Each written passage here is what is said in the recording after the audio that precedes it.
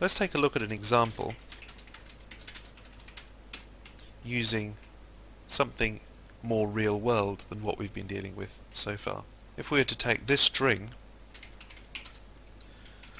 we can test this simple regular expression against it, and it's testing for the names of any one of the Gospels. This regular expression evaluates true in this case. Here's an example of a regular expression that we might use in a real life situation. Here I'm testing an email address string. This is actually my email address against a regular expression that I'm going to design to see if the string follows the pattern that we think an email address should follow. So what is that pattern essentially? Any letter, be they capitals or lowercase or numbers or an underscore, we enclose all of those within square brackets to form a kind of a specific wildcard, as we've found out earlier in this movie. We want at least one of those, so we'll put a plus sign, but as many as it has. Then we're going to include an @ sign. Then we're going to say a very similar regular expression here, except this time we're going to include a hyphen.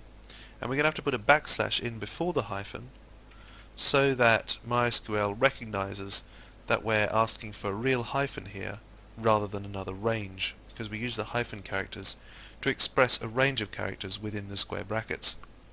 Then we use a plus to say we can have one or more of these characters.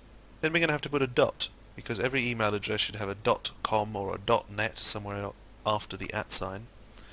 However, once again, because MySQL will interpret this dot, because it's within a regular expression, as a wildcard symbol, we have to find a way of making sure that MySQL realizes that the dot we're talking about is a literal dot. So we're going to use a backslash to escape that character as well. That'll tell MySQL that it's looking for a literal dot. Once again, we're going to use another set of ranges here. A to Z, lowercase a to Z, O to 9, or a dot, and when we're using a dot within the square brackets, we don't need to escape it, or a hyphen. We do have to escape the hyphens, however, because there's a danger of them being interpreted as specifying a range. Once again, a plus operator, and finally a $sign to specify that we're locking this regular expression to the end of the string. As we can see, it's correctly identified that josh@meatech.net is a valid email address.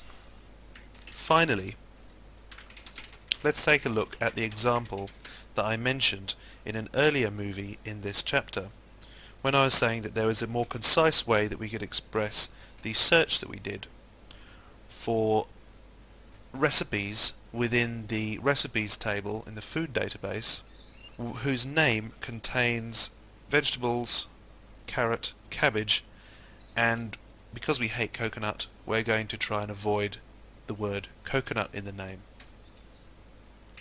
So we're going to specify where name, regular expression, veg, and we'll use this straight up and down or symbol, carrot, cabbage, and name doesn't match, we'll say not regexp coconut. So here essentially we're doing the same thing with 3 lines. We could put it all in 1 line if we wanted, but we're expressing the same match that we took by using like operator. It took us far more space and clauses in our select query to express the same thing. As we can see, we've successfully come up with the same answer using a much more concise manner of searching. This is the beauty of regular expressions. I suggest you have a play around with regular expressions yourself, and at the end of this chapter I will recap the different symbols and what they mean in the syntax recap.